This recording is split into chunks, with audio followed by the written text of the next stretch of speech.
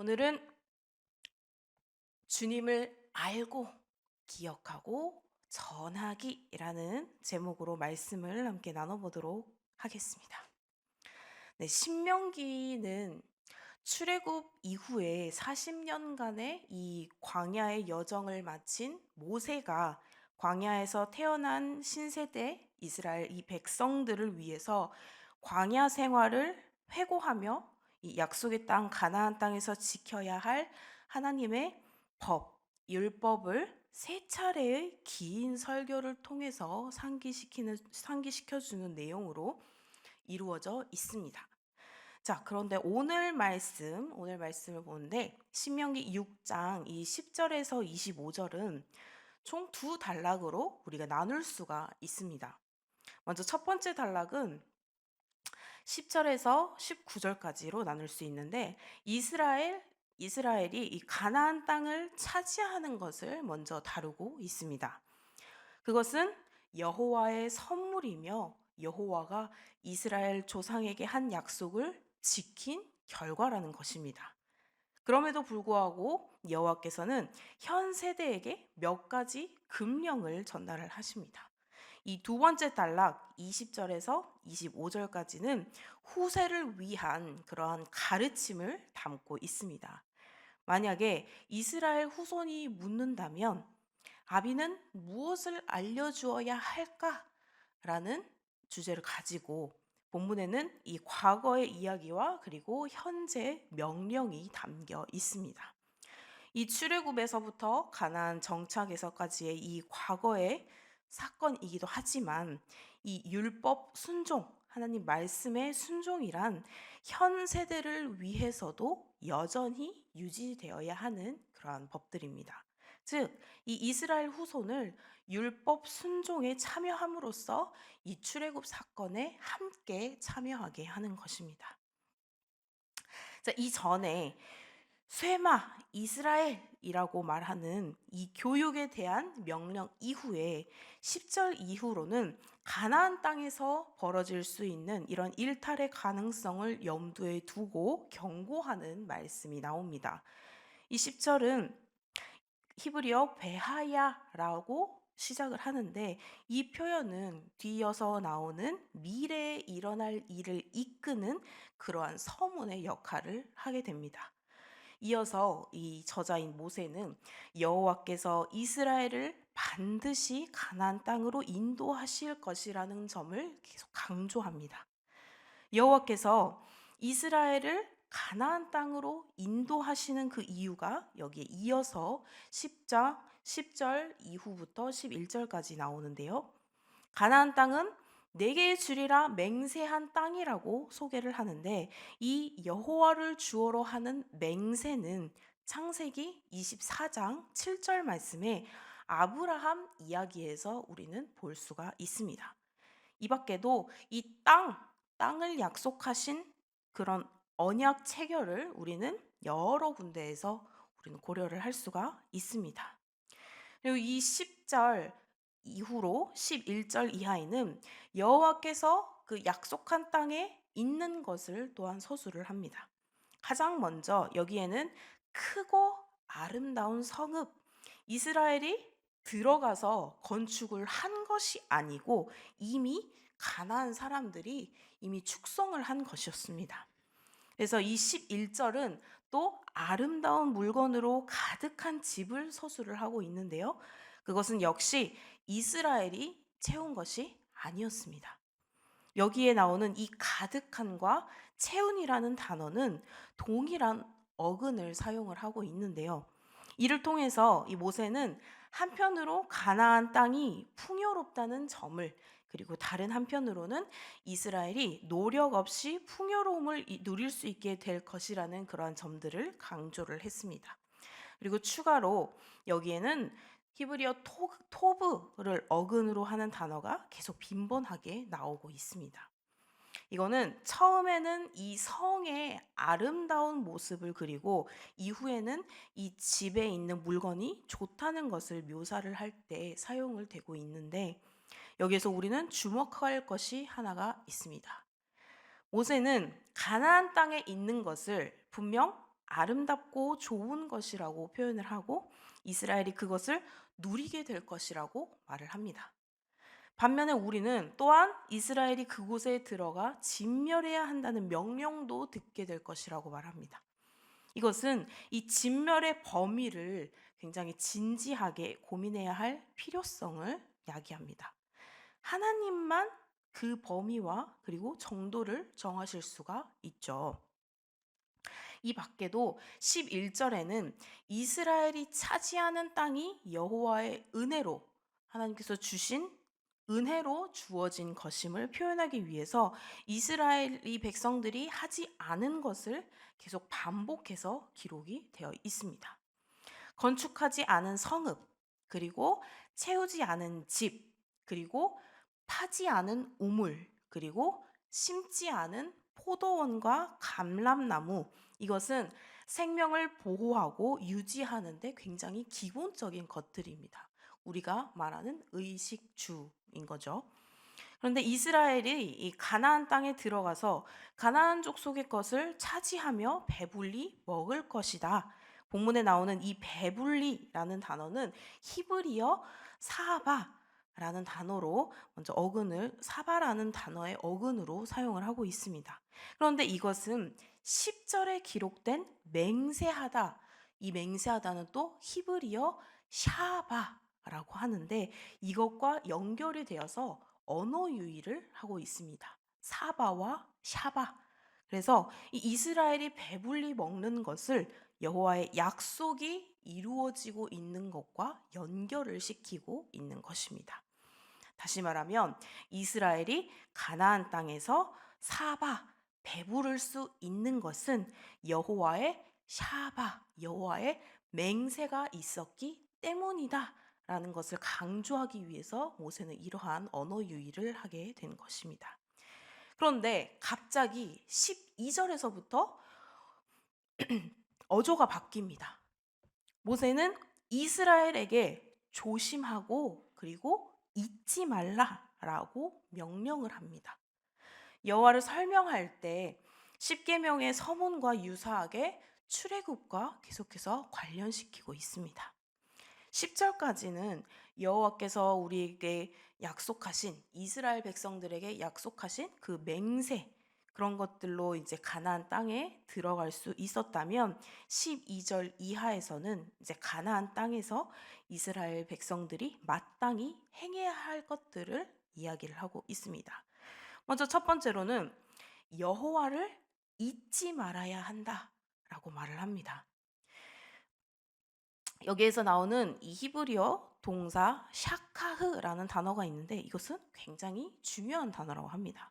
특히 이 신명기 4장에서 이 단어는 말씀, 일을 잊지 말라라고 말을 하는 잊지 말아라 라고 하는 단어로서 이게 이야기가 되어 있고요. 그다음에 또 4장 23절에 보시면 언약을 잊지 말라라고 말할 때도 이 단어가 나옵니다.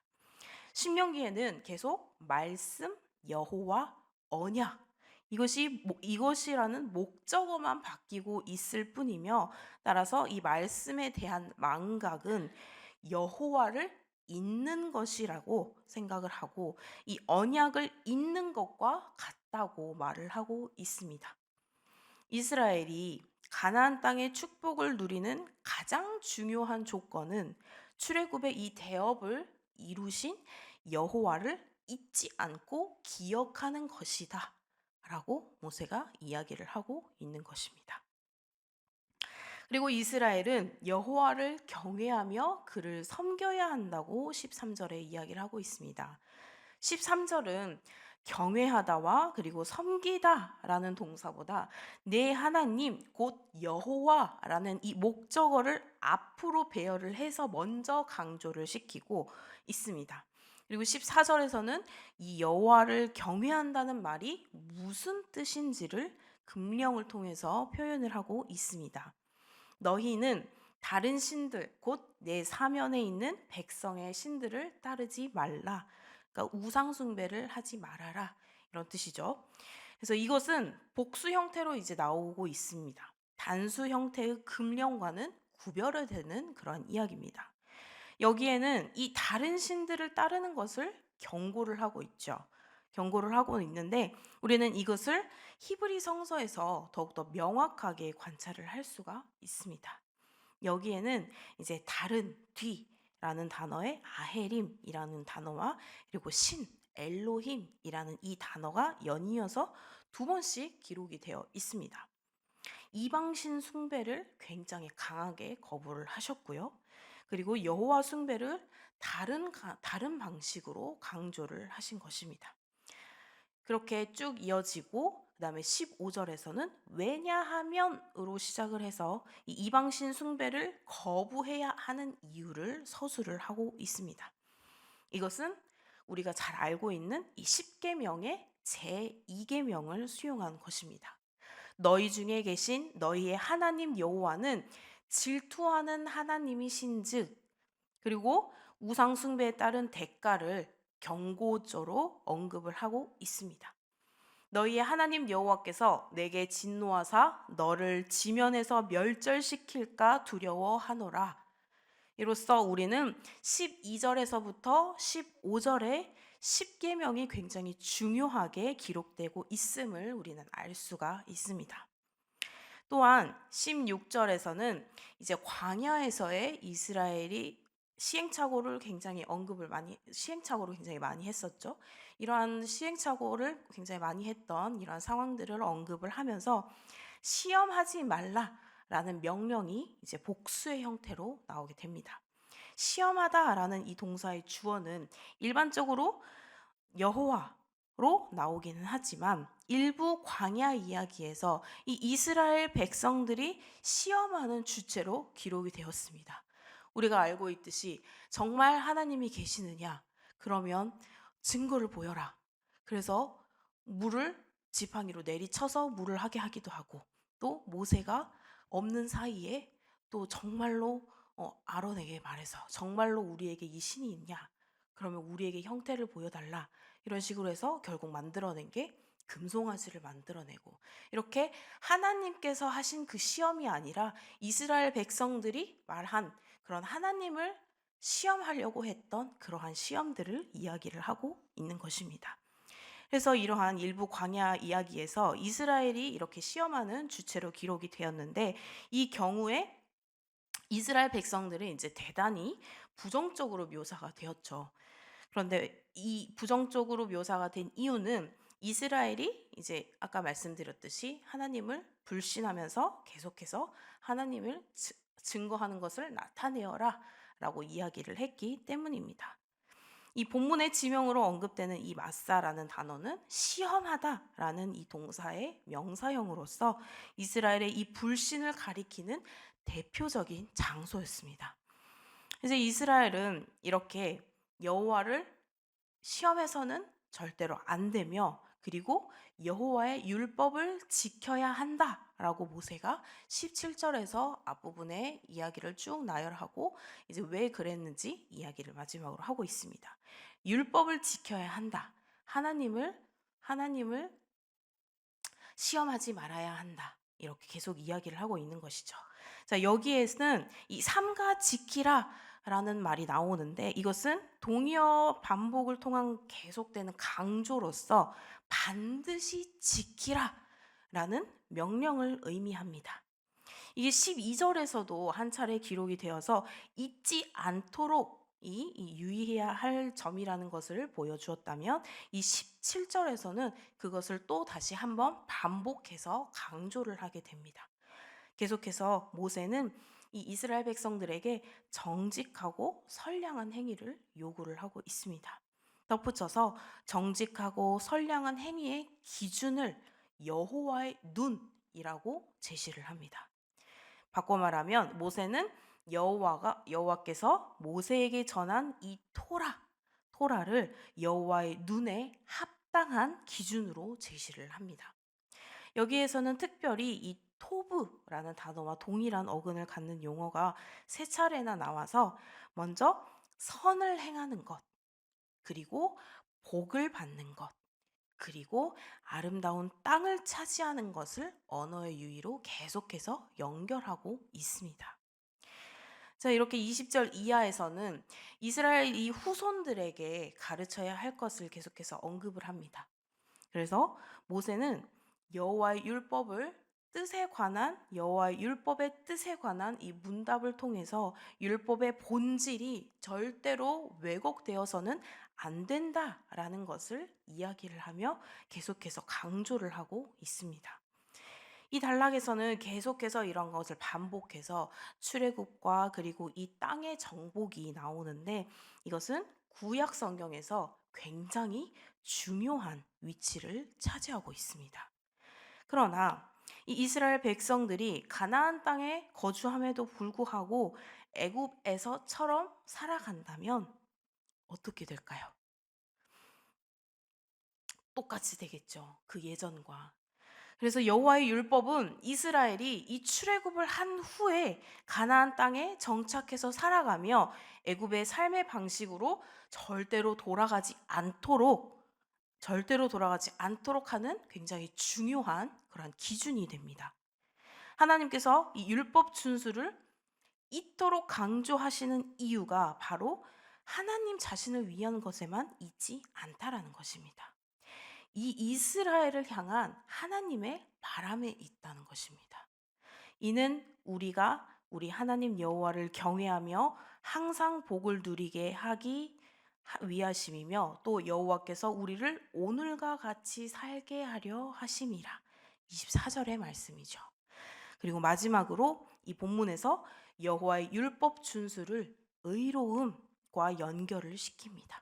출애굽과 이 가나안 땅 정착은 은혜로 주어졌지만, 가나안 땅에서 이 삶을 유지하기 위해서는 절대로 하나님을 잊지 않고, 이 하나님을 모세가 후세들에게 전해준 것처럼 또 후세 또한 그 다음 후세에게 전해서 절대 하나님을 잊지 말라라는 것을 강조하기 위해서 신명기가 작성이 되었던 것입니다. 자, 이렇게 구원은 소명으로 이루어집니다. 소명으로의 부르심입니다. 하나님께서는 거룩한 제사장 나라라고 하는 이 부르심을 위해서 이 이스라엘 백성들에게, 이때 당시 이스라엘 백성들에게 구원의 은혜를 주셨습니다. 공동체가 은혜 아래 머물면서 그 뜻을 이루기 위해서는 구원에 합당한 삶이 수반이 되어야 할 것입니다. 우리가 말로는 우리는 하나님을 믿어요. 우리는 교회를 나오고 우리는 굉장히 은혜롭게 살고 있습니다. 하나님의 은혜 가운데 살고 있습니다. 라고 했는데 정작 사회에서의 행동이 그것이 아니라면 과연 그것은 정말 하나님의 은혜에 맞는, 하나님의 은혜에 보답하는 그러한 삶이 되는 것인지 우리 다시 한번 돌아볼 필요가 있겠습니다. 자, 그래서 이 언약이란 동행의 법이고, 동행에는 반드시 순종이 요청이 됩니다. 경고하는 이유는 이것이 무시되지 않게 하기 위해서 우리가 경고를 하죠. 중요하다고 말을 하기 위해서 우리는 이렇게 경고를 하게 됩니다. 강조를 하게 되고요. 그런데 이러한 경고를 간과되거나 무시해서는 굉장히 안 되는 그러한 요소입니다. 이렇게 말씀의 경고 앞에 두려워하고 그리고 겸손히 은혜를 의지할 때 사명을 위한 걸음을 계속해서 우리는 지속할 수 있습니다.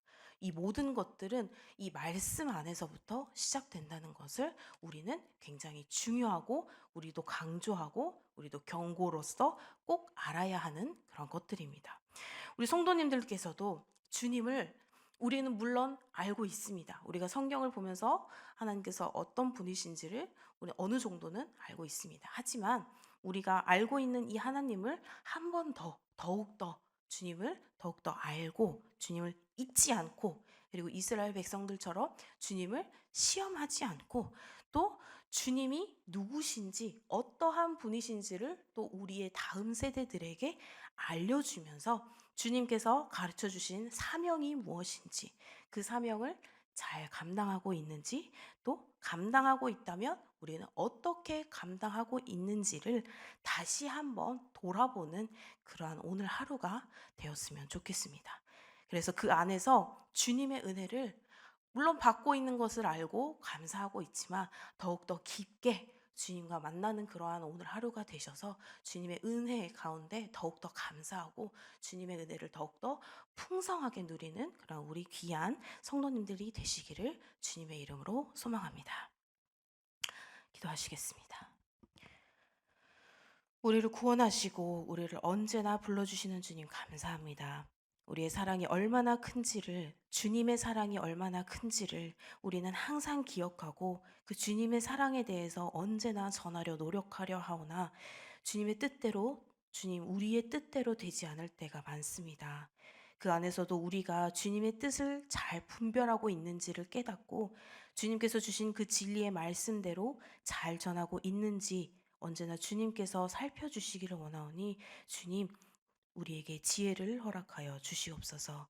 오늘 하루도 주님께서 주신 그 지혜로 주님을 잊지 않을 때 이스라엘 백성들이 어떠했는지 주님을 시험하려 할 때 또 그들을 어떻게 하셨는지 주님을 전할 때 어떠한 방법으로 전하셨는지를 다시 한번 생각해 보고 더욱더 깊게 알아가는 그래서 오늘 하루도 주님의 은혜 가운데 살고 있다는 사실에 감사하는 깊은 하루가 될 수 있게 은혜를 베풀어 주시옵소서. 예수님의 이름으로 기도드립니다.